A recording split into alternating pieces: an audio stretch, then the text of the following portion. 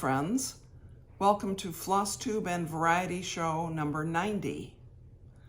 I am Emily Williams in Chapel Hill, North Carolina, and today is Friday, August 25th, I believe, 25th of August. Yes, Flosstube has to do with cross stitch primarily, and Variety Show means that we'll talk about something else. And it'll be interesting to see what that turns out to be today. Sometimes I don't prepare. Maybe you can tell, right?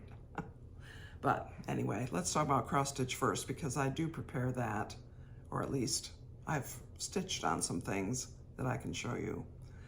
My whips, Nativity Scene, the Nativity Scene by Stitchy Princess. This is an Etsy. She has an Etsy shop. She's a Ukrainian designer. This is the piece that Leslie and I are both stitching with similar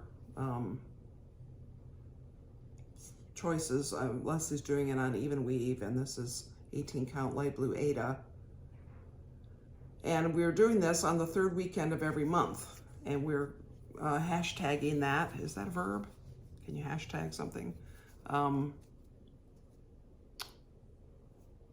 Nativity Sal.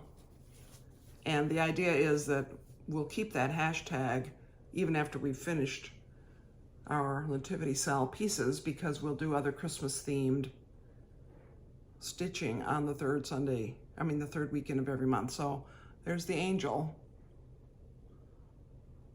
blowing a trumpet. And it's interesting, Leslie started, I think, in the center, where of course the manger and some other animals are going to be. And I started down at the bottom. And this shepherd's outfit is the wrong color, and I might or might not change it. But I guess I'm leaving the arrival of Jesus for last. And I had mentioned the last time I showed this, which possibly was last week, because last week I was about to start stitching on it, that I wondered if I would finish it. Well, I didn't, clearly. I didn't finish it. I have about 800 stitches to go is all, though. So I could finish it on the next Nativity Sal weekend if I decide that that's a priority. We'll see. We'll see what happens. And I should have maybe prefaced this by saying I don't have a ton of cross stitch to show you, because a couple of unexpected opportunities came up, which I guess I'll mention in a little while, that prevented me from doing as much cross stitching as I would have normally. But I did work a little bit on Snippet Tiger Stare. Charting Creations is the designer. Pretty sure this is still available. And this is a full coverage, one of my 2 full coverage pieces. And there you can see, as you may remember, I took some time over several weeks to try to color complete the black.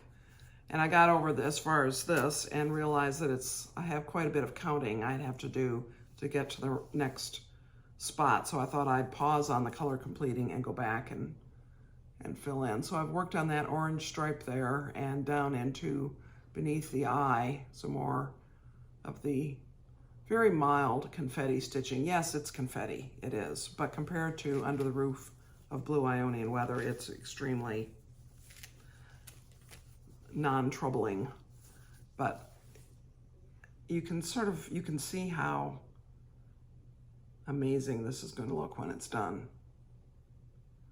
Yes, I have made some small mistakes, and I don't care. It's really hard to correct a mistake in full coverage, because it's hard to take out 1 or 2 stitches in a confetti area if you've discovered you did the wrong color. And frankly, there's so many shades of similar colors. There are probably about 8 or so shades in this orange stripe area that it doesn't matter. It doesn't matter. And I actually at this moment can't tell you where the mistake is. Now, it was hard in the stitching time I had to not spend 100% of it on Hannah Campbell 1838 by Hands Across the Sea.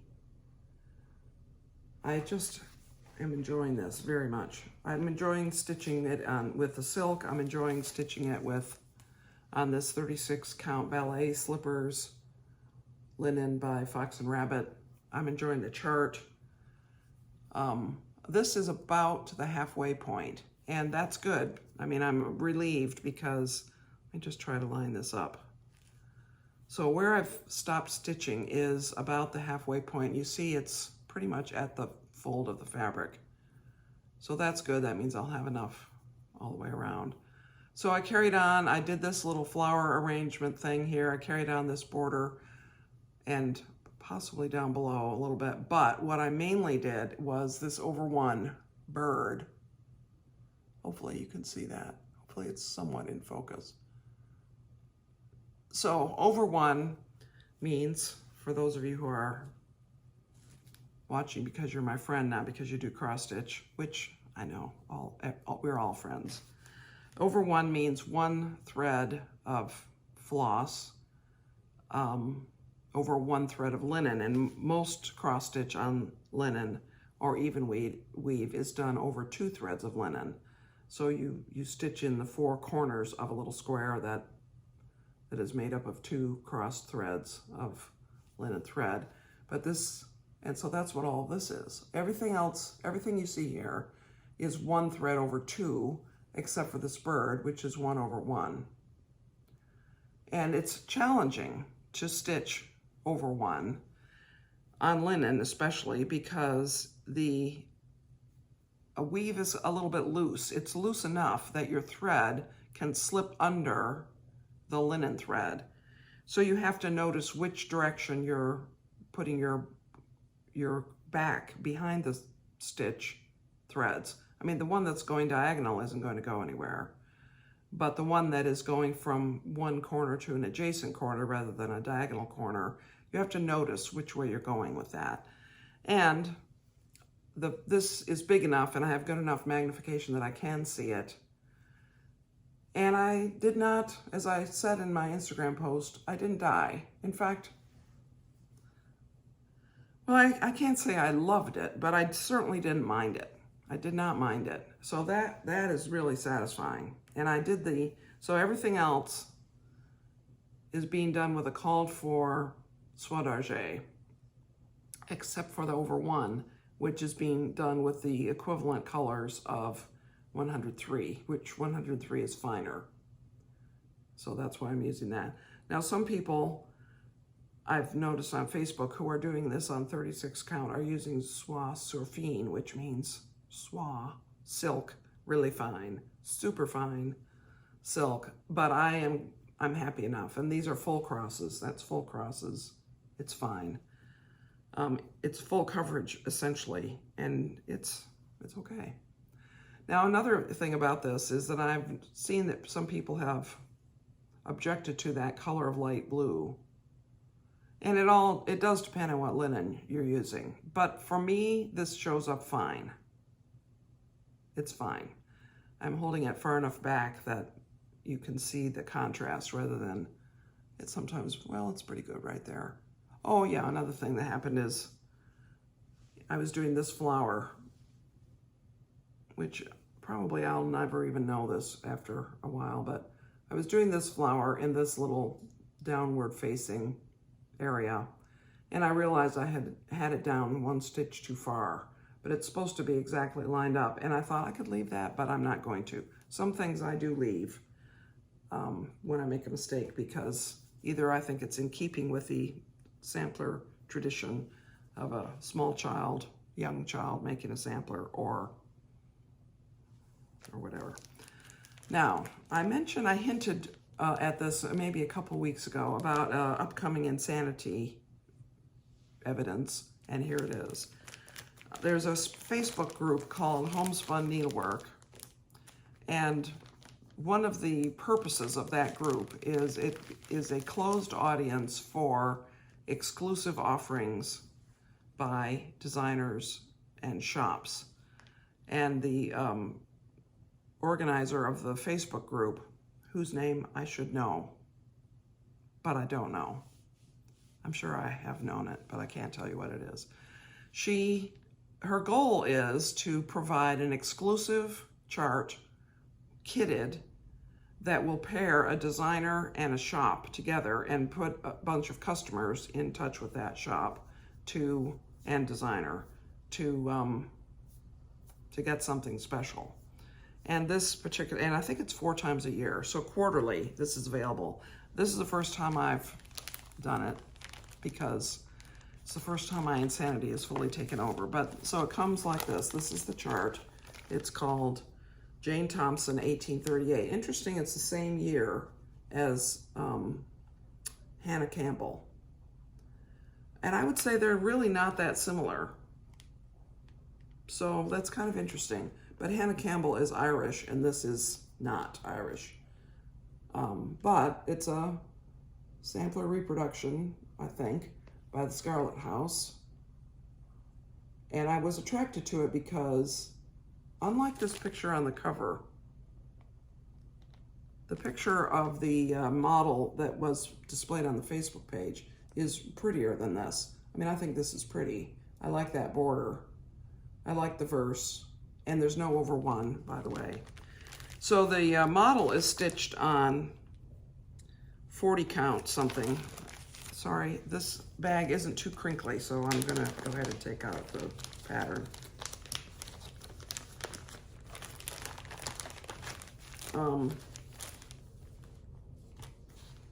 Whoops. Well, I should have showed you back. See? Beautifully presented, because I'm about to mess it up somewhat. So the model is stitched on 40 count Sleeping Bear from Needle and Flax, but I ordered it in 36 count linen, and so they just sent a piece of 36 count. They don't say if it's Sleeping Bear, but they could be. It's very pretty color. It's just sort of a perfect brown. Not overly warm, not too cool.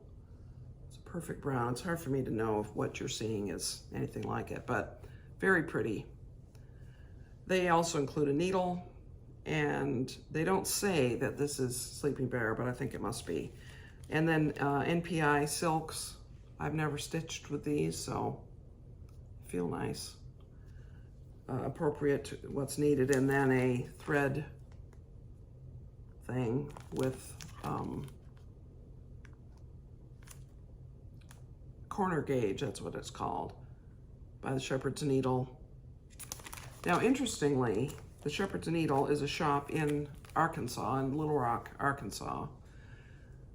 And as I've said before in these videos, I don't have a local needlework shop anywhere near me. The nearest one, there is a place in Greensboro, which is about an hour from here, which theoretically sells needlepoint silk, but it's actually a needlepoint shop that has almost no cross stitch. It really focuses on needlepoint, so that's very understanding. So NPI silk is available there, but cross stitch fabric and cross stitch charts and things like that isn't. Well, we're going to the eclipse in Texas. We're going down to Texas for the eclipse in April, and I think we're going to try to visit. I'm going to try to arrange our route so that we're going to visit Shepherd's Needle, because it would be fun to see a needlework shop. So that is this. I mean, if I had had more time this week, well, also I think this only came yesterday. No, it came when, I don't remember which day it came. If I had had more time, though, I would have started it. Because, here's why. I think that if I have something kitted, especially if it's kitted with silk or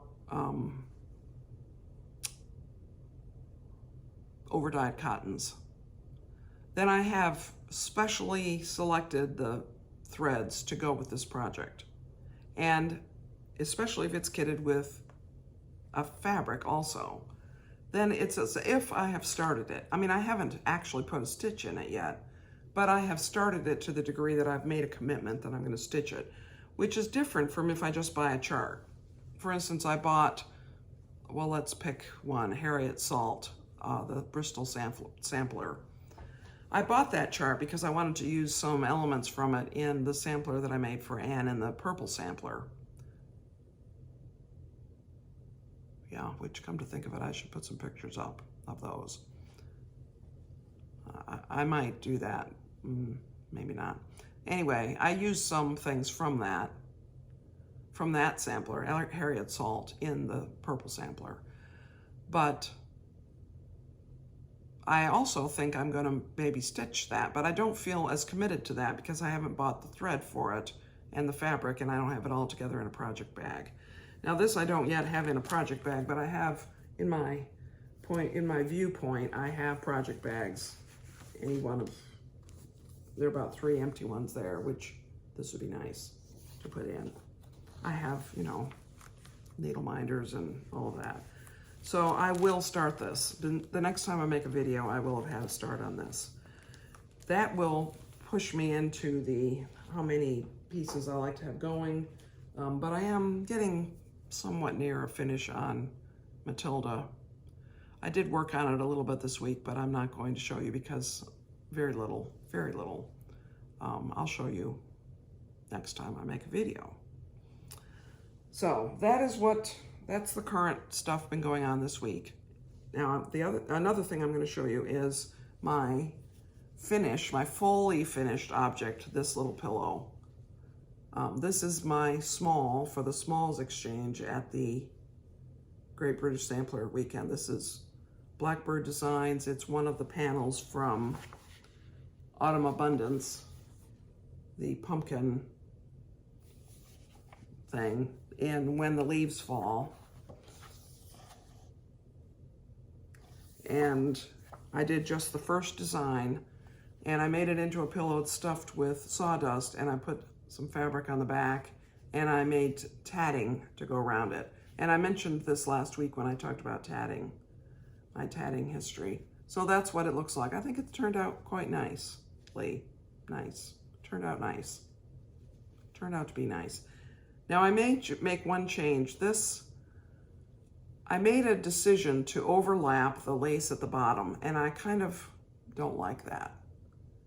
So the alternative is that it won't quite meet. And I think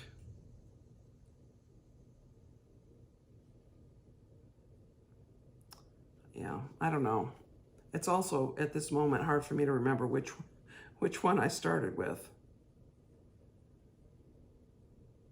So if I were to cut off one little ring, which one would I be trying to cut off? But I'm really happy with that. I'm proud. I don't really like that word. I'm satisfied with how this turned out enough to make it a nice thing to give in the Smalls exchange. So I now have to wrap it and pack it. That's all. So the sawdust came from a friend of mine, Ed Gaunt, who is a woodworker, and he makes things and he repairs musical instruments. He makes plucked dulcimers, kind you put on your lap, Appalachian instrument, and he makes other things of wood. In fact, this ornament back here he made, I think I've shown this before. I don't know if I can get that off. Well, I can't, but if you pause the video and zoom, you might be able to see that it's one of the Christ symbols, Christian symbols. It's Alpha and Omega, and then it's row and key row, Christ the King, Alpha and Omega, beginning and end. And he made it out of the wood of the pew from his family's church up in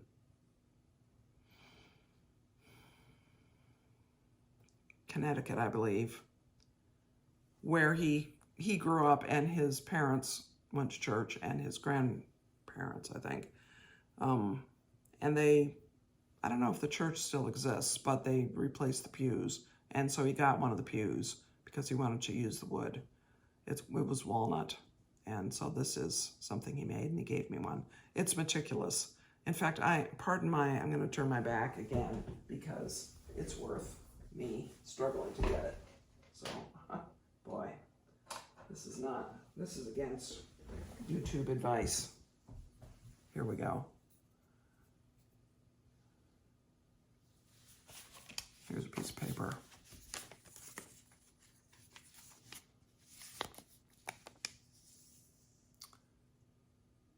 That is really something. It's, in relief. The letters are carved. I think he carved it by hand. He possibly used a scroll saw to make the initial openings, but then he finished it and fiddled with it by hand. So that's one of the things I really treasure.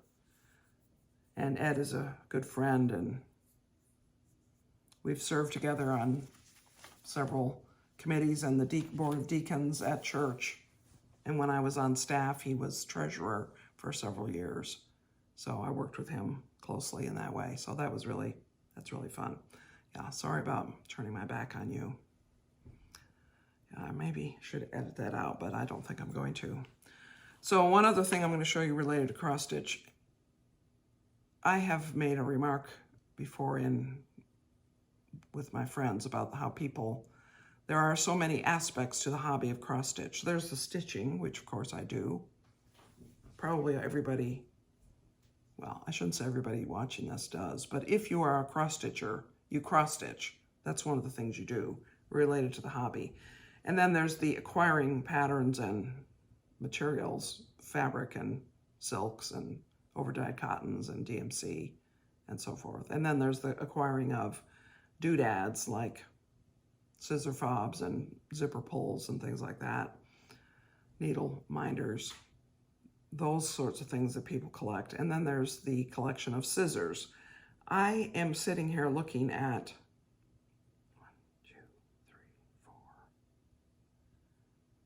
5 pairs of scissors. Now, I didn't buy them all. This one, I'm just trying to get this thing off of it. Hold on. Hold, please. I don't know who originated that. So these scissors are just simple embroidery scissors that I've had for 59 years. My mother gave them to me when I was for my 16th birthday, and I have managed to not lose them, which is kind of remarkable.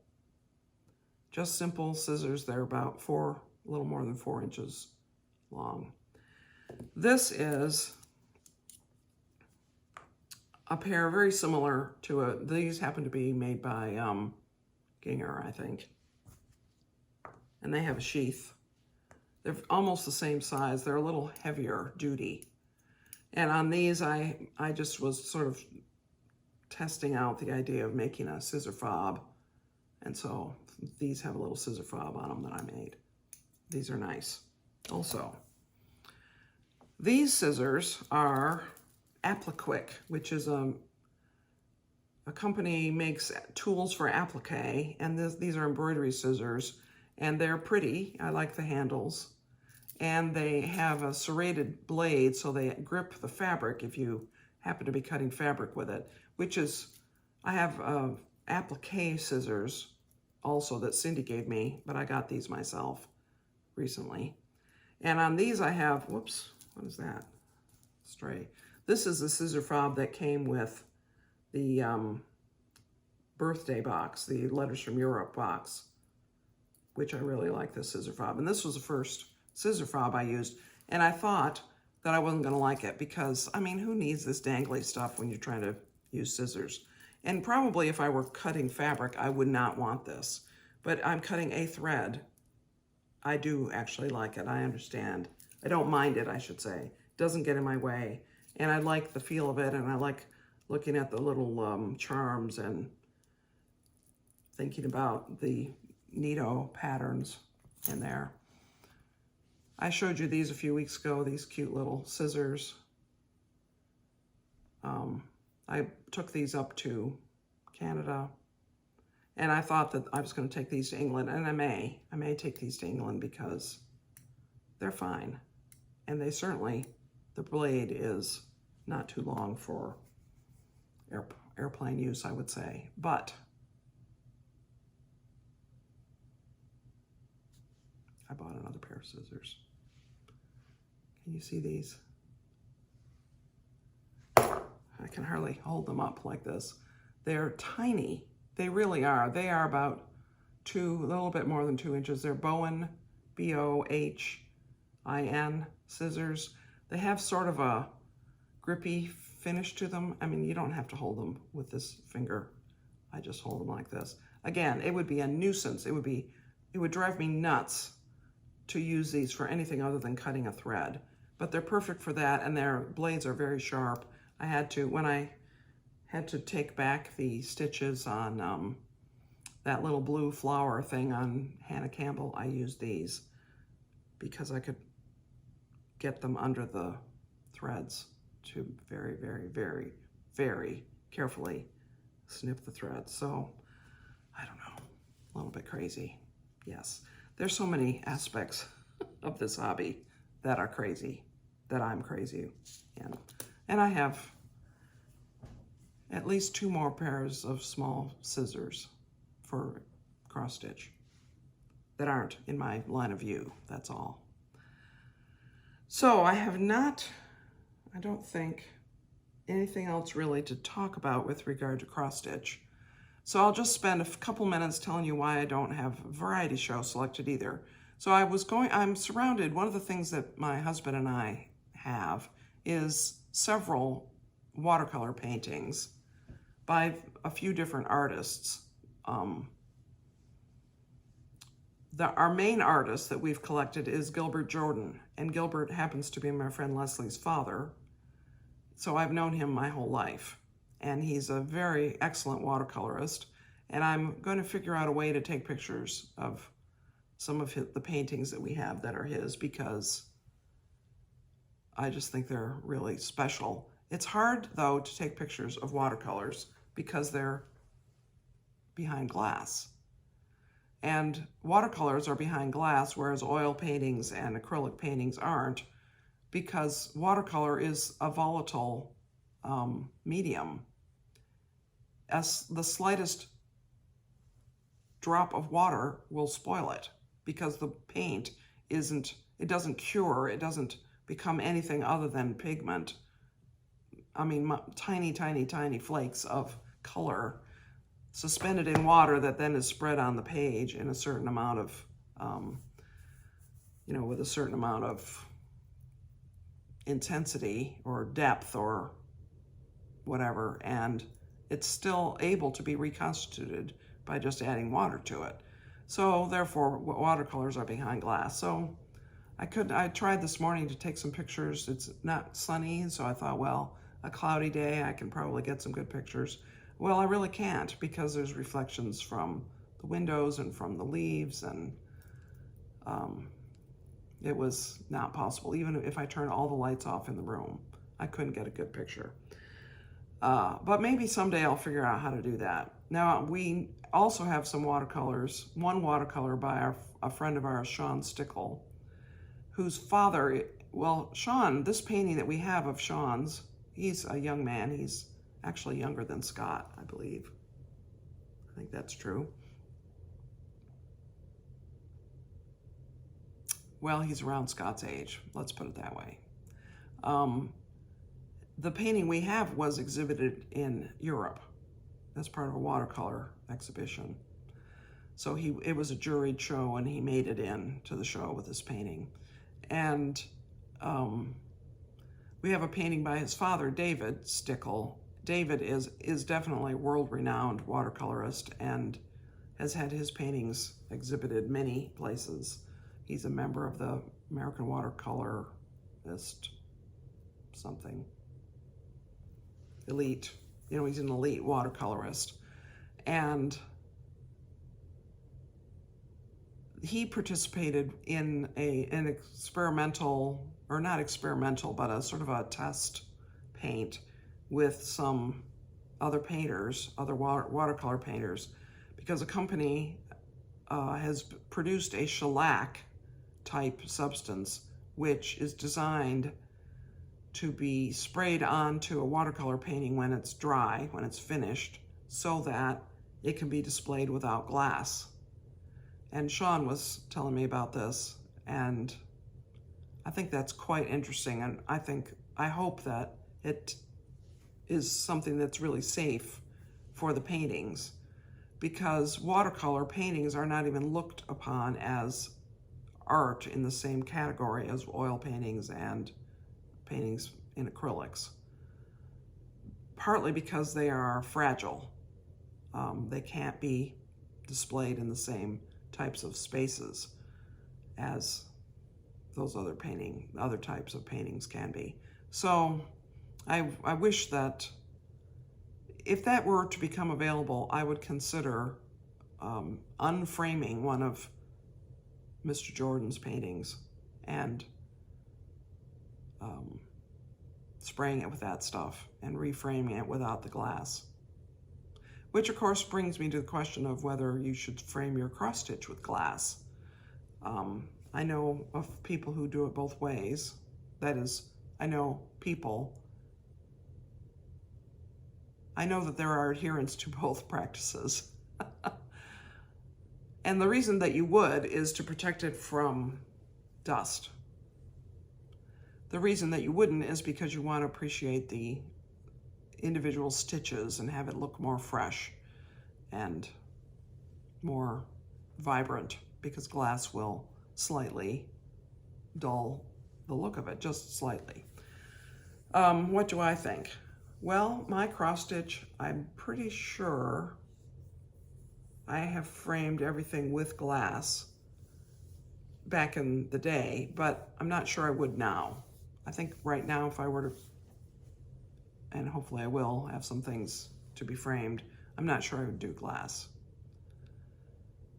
It would sort of depend on where I were going to display them. If I were going to put them up in the kitchen, then maybe I would, because it's not just dust in the kitchen, it's, you know, cooking fumes.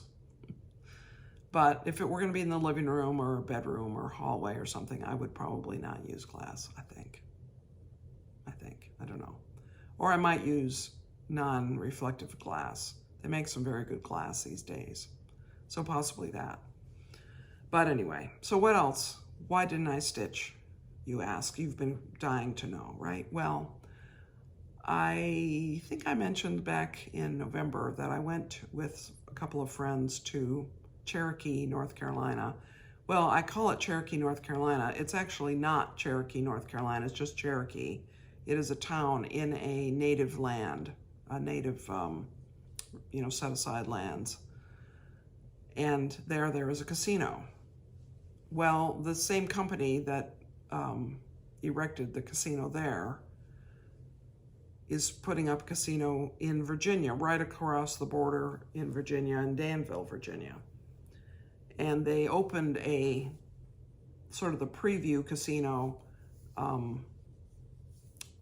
within the past 6 months. And so the friends who went to Cherokee, we went there on Wednesday. And it was sort of a spur of the moment trip. We planned it on Sunday, and it just happened that we were all free that day. We could do it, and it's close enough to be a day trip. So we went there in the morning. We gambled probably all together maybe 6 hours. We went and had lunch. We took our time over lunch, and then we came home. So it's kind of alarming that it's that close, because it was very fun. But on the other hand, it's nice that if we wanted to have that kind of a day together, we could manage it without having to spend the night. Now, they are building the whole resort complex there. So what was there was a temporary building, a very large temporary building, cooled. There was smoking. It was a smoking establishment. However, I normally if I have been someplace that is a smoking place, I smell like smoke when I leave, and I didn't. My clothes did not smell like smoke, and I didn't feel like I was breathing in a lot of smoke, so a very well ventilated place. And it was fun, very fun. I didn't come away as well as I did in November, but I've now been to casinos for 6 days total, 1 day this week, 3 days in November, and 2 days in 2019. And in the 6 days, I'm still ahead. So that's good.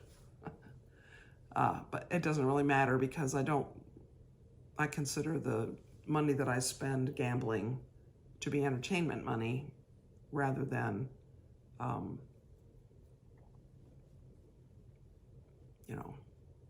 it's not an expense, and I certainly don't expect to win.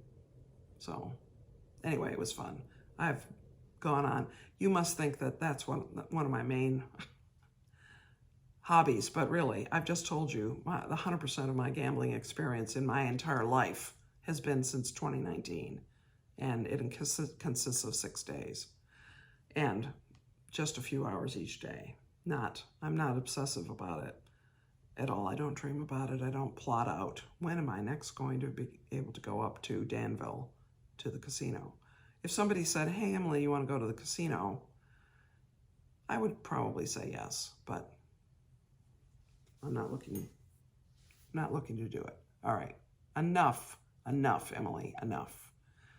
The video is long enough. I had not much cross stitch to show. I hope you've stuck with me, and if you have, thank you. If you happen to be new, normally I talk about games or books or recipes or travel or something. And at some point, that will be I'll be back to a more normal variety show contents. I probably will not make a video next week. I can't say that I probably will the following week. I just don't know. My friend Anne arrives Sunday. She'll be here for a few weeks, and then she leaves, and I start getting ready in earnest to go to England for the Great British Sampler Weekend, and then I'll be gone. And I know I'll make at least 1, possibly 2 videos between now and when I leave, but I just can't say for certain when they will be.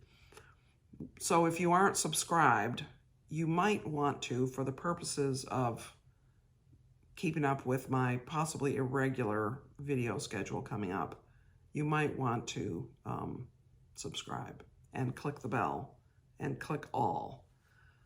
Somebody alerted me to that you really need to say all, and maybe you have to do that on every device. I'm not sure. I don't really know much about it. If you watch a lot of Flosstubes, you probably know already more than I do.